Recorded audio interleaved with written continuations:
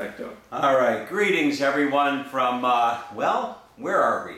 We are in Ventura, California, live. Live. Well, we're doing two things here. We got a live feed over here on Facebook. Hello everybody out there on Facebook. And we're doing a recording for YouTube. Wow. And, you know, I learned a long time ago, when opportunity presents itself, you know, you grab it. And the opportunity to do an interview with the one and only Lizarraga of ABC Auto Care. You know, I thought I was going to just jump on that chance. So here I am with Lizarraga. And you know, Lee, I was telling Yanae on the way in today, I said that, you know, I do websites for auto repair shops. Mm-hmm. Most of my clients, I do a lot of websites, but a lot of my clients are automotive repair owners. And I've got the better part of, I must have 80 to 100 clients like yourself that are automotive repair, automotive shop owners.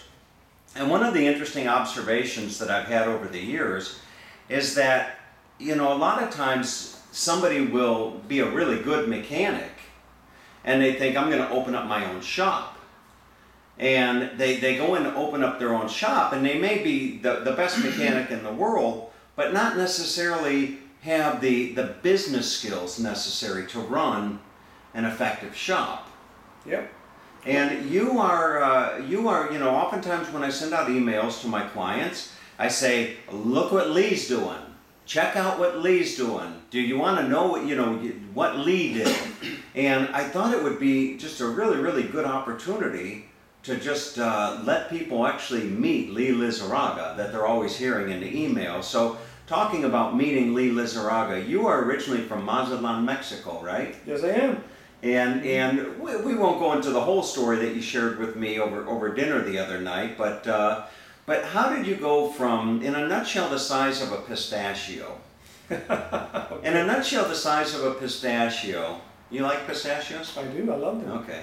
In a nutshell, the size of a pistachio, how did you end up going from being a young man in Mazatlan, Mexico, to the owner of perhaps arguably the best automotive repair shop in Ventura County? Well, thank you. That's very kind of you to say. What happened to me is I was just a young man working in Mazatlan, and I had the opportunity given by a really nice American family to come by and finish high school here. So I was a 15-year-old. I was soon to become 16, and I had the chance to come and finish high school. So I took it. Who wouldn't? Coming to California, free education, so it was phenomenal.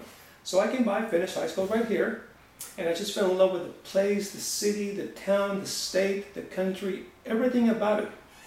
And I just never went back to stay. Wow.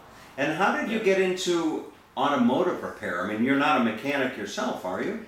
Yes, I was. You know, a lot of people don't know that because it's been a long time since I really practiced that. But what happens is I started out as a very, very good diagnostician. That was my background, automotive electronics. And I grew up in the trade right at the time when digital was coming along and analog was moving away. In other words, car radios were being phased out, fuel injection was coming on board. So I'm one of those rare people that can basically straddle both sides of this world. So whether I can work on the old cars, which I do once in a while when they need an old timer, and that's me. And I can work on the new cars because that's really my background.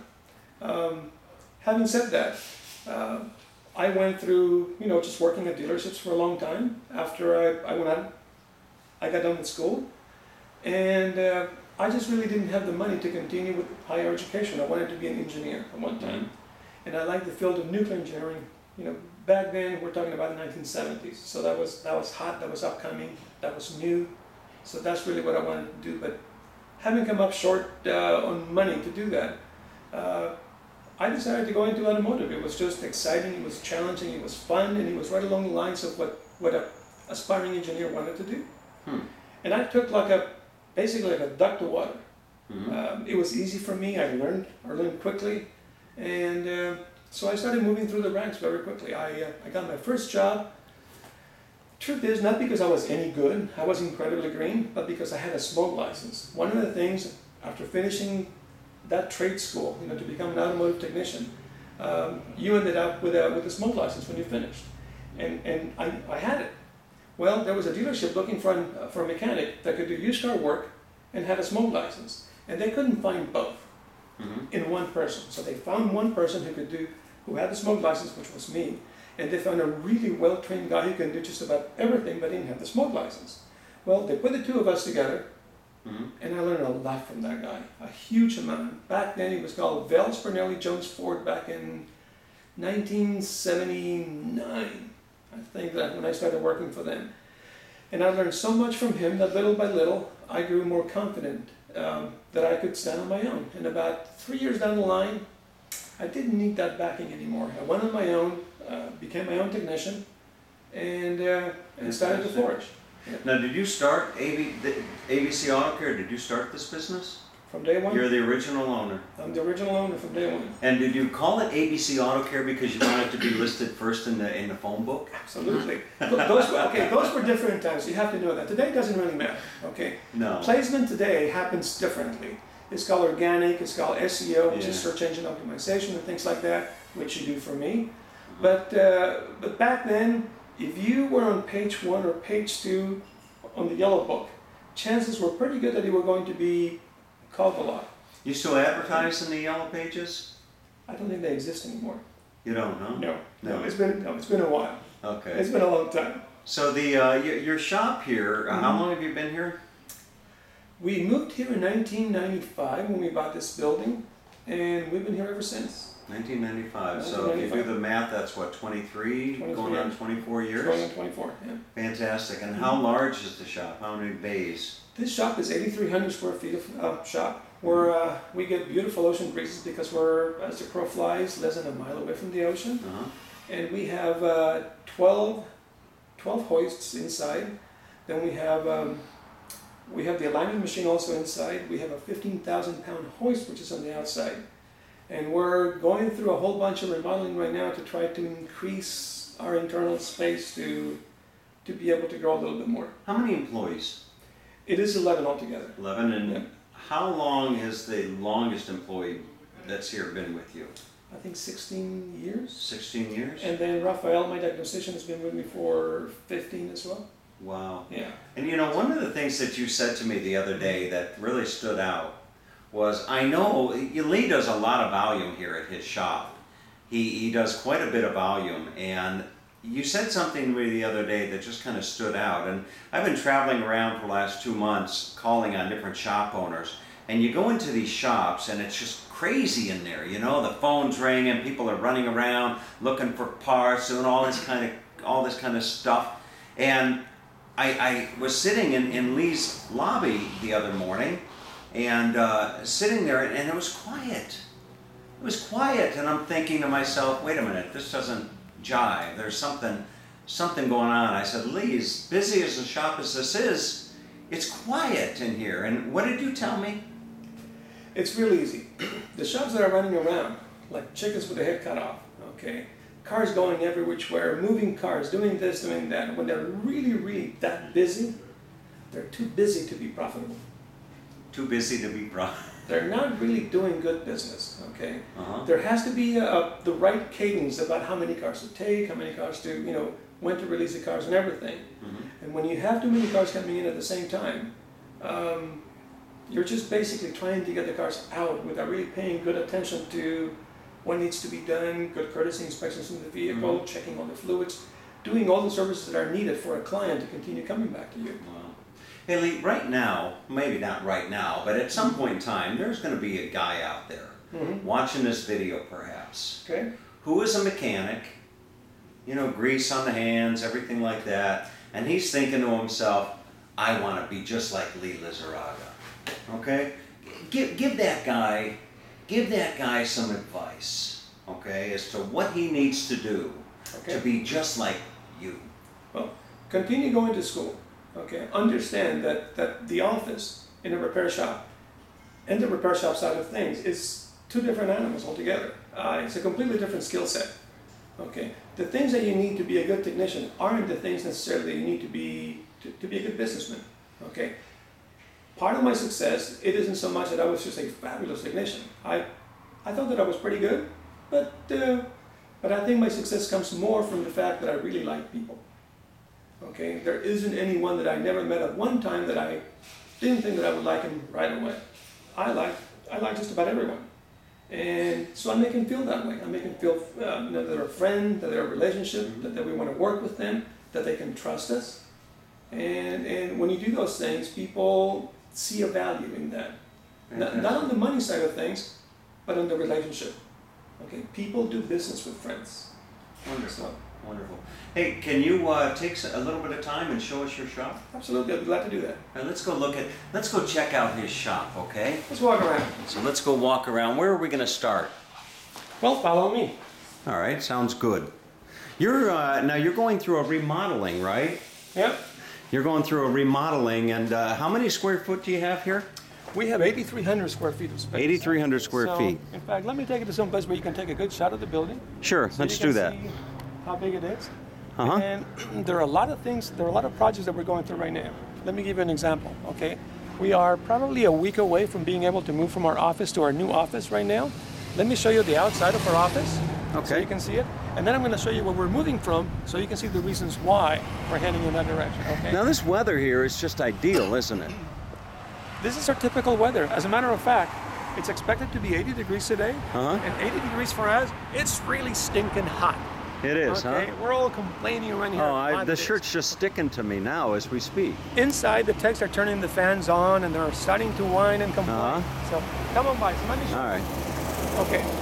So here's the building, okay. This is the building right here. This is the part of the building that we're moving to. Now, we're going to be changing that canopy to a metal awning, to a metal canopy. Were you using this space before? Yes, and it was hoists. We have two hoists in this space.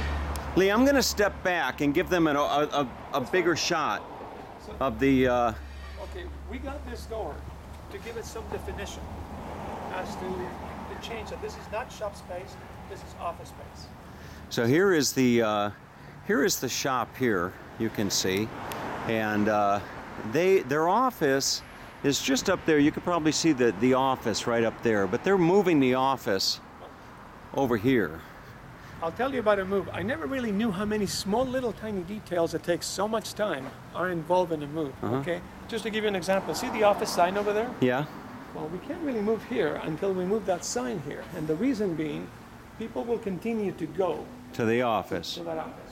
So Lee, before we go into the shop, let's point out your scooter.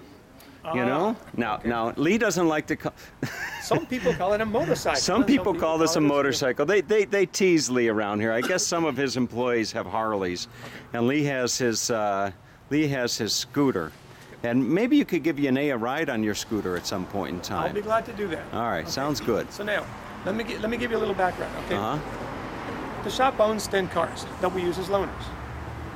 But I technically don't own a car. You don't own a car. No, the shop owns 10 of them. all my transportation in motorcycles or scooters. Or a scooter. Why? Wow. I mean, look at the weather that we have, and you'll see that every single day is perfect riding weather day.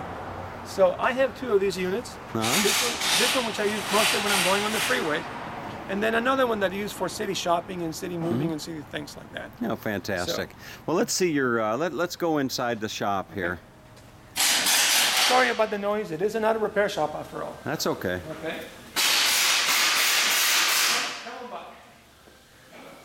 Is it working good? Anybody making a comment? So this is the new section where we're going to be moving to. Okay, right now. This is nice. We're basically in the area that is going to be our new offices. Okay, we are changing our environment. I'm going to come around here. When you see where we are right now, you're going to see that it's kind of constricted, number one. And number two, that everybody's sitting down.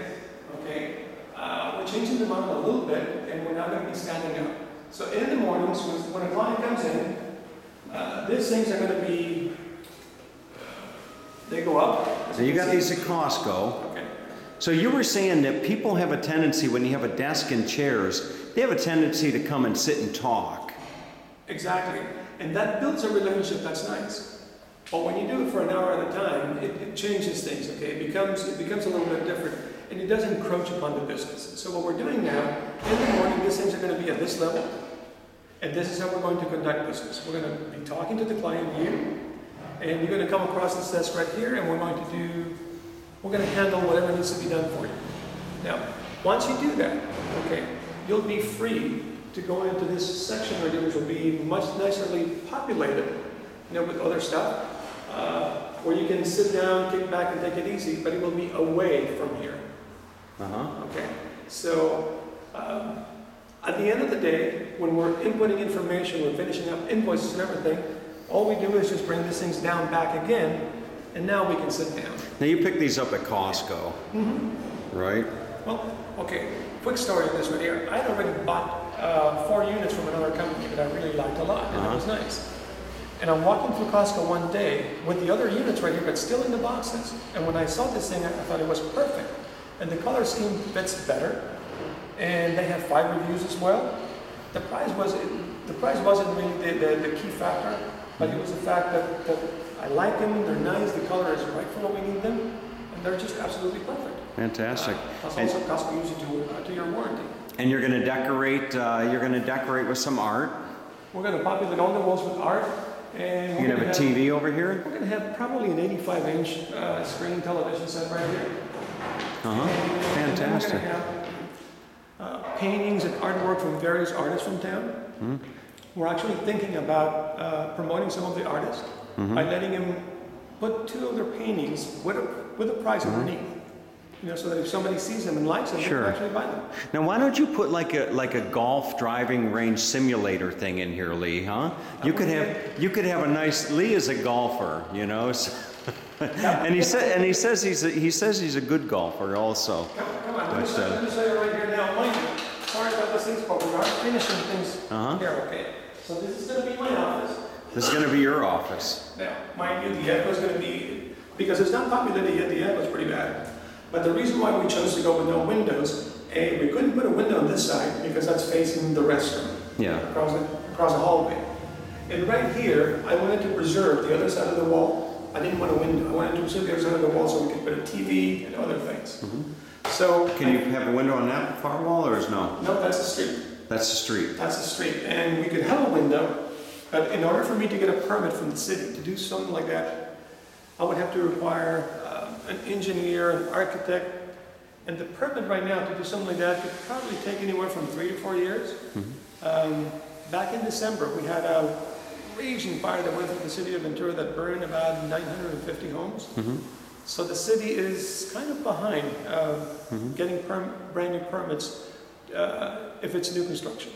So interesting. So we're not really interested in doing that for the time being. We might pursue it later if we find the place a little claustrophobic of sorts. Lee, sorry to interrupt you, but another interesting story that I'd like to share with people is they were going to put a strip club in next door to you. Yeah. Right? They were going to put in a strip club. And you figured, you went to work and you figured out a way to keep them from putting that strip club in. Tell them how you did that. Well, when I found out that they were going to have a strip club next to us, the first thing that I said was, okay, let's get moving. Let's get things to stop around here. So I contacted the city council, I contacted the mayor, the chief of police, the fire chief, and they all said that it was a done deal, that there was nothing that anybody could do. However, they weren't there yet. So I educated myself on everything related to a strip joint. I know more than I really care to know about a strip joint now. And I found out that, what it takes to put one and what it takes to block one as well. So I did what it takes to block. And I believe the reasons why they may not be able to be there. And it's a loophole that we were able to exploit. And, interestingly enough, the building has been empty for 3 years right now. And the people who were going to have that business next door are actually pretty nice people who are letting me use their parking lot. But you're a school, right? That was the loophole, is a school. Exactly. You teach automotive classes here, and we've been doing that for a long time. So it wasn't something new that we did just in order to stop them. It was just recognizing the fact that we had that before and it was available for us to use. Fantastic. So we did. Fantastic. Let's look at the shop. Yeah. Okay. So mind you have to forgive me for the mess right now, but what we have, these 2 hoists that are right here used to be where the offices are right now, so we had to move them out of the way. Now, those hoists, we're having a construction crew coming by in about a week, and they're going to reposition every hoist that we have here and put those in ground. And we're going to go back to 6 right here again, which we used to have before. But right now, during the construction, we're kind of in a place of stasis right now. These 2 restrooms, the one on this side and then the one on this side, are going to be destroyed, and we're going to use it for shop space. Okay. Okay. This is the waiting and entertainment room right here. This will also be removed. And Okay. that way we can move all the hoists this way. Fantastic. So the shop is moving in this direction. Now, this is a false wall right here. And as you can see, okay, this is a false wall. So what we're going to do is we're going to remove it once we get everything else done. And we're going to have a much larger opening so that air can flow and everything can flow a little bit easier through here. Fantastic. So this is the current office that we have. In fact, let's go to the office so you can see. Good morning, Isaac. Good morning. You are live with Facebook. All right. Facebook. This is Isaac, by the way, one of our service advisors. Terrific guy. And the missing guy right here would be Hugo, and who knows where he is. He's got to be doing something around here. And Samantha will be there. Isaac, you looking forward to the new office? Absolutely, it's gonna be a nice change. It's gonna be a nice change. All right, and your daughter works over here. Your daughter Samantha. Correct. When she's here, she'll be sitting over there. She's Right. giving somebody a ride as we speak. And Hugo is our manager, and he sits here, Hugo. but he goes everywhere. We all have, all of us have cordless phones, so we're not attached to anything. So Okay. let me show you right here. Come on by. Do you let Isaac ride your scooter sometimes? He has his own Harley. Huh? He has his own Harley? A little small for me. Okay, that scooter's a little small for him. But anyway. So this is the other part of the shop where we have people working right here. Uh-huh. And we're putting an engine together on that vehicle right now. That's why he's pretty quiet. And who knows what else we're doing. But Fantastic. There you have it. All right, Mr. Lizarraga. okay. Thank you. Mucho gracias, senor. See, come on Thank out. you for the time The pleasure's all mine. today. Thank you. All right, folks, and if you're in Ventura County and you need your car fixed, then you know where to go. Go to Lizarraga in ABC Auto Care. All right, have a great day.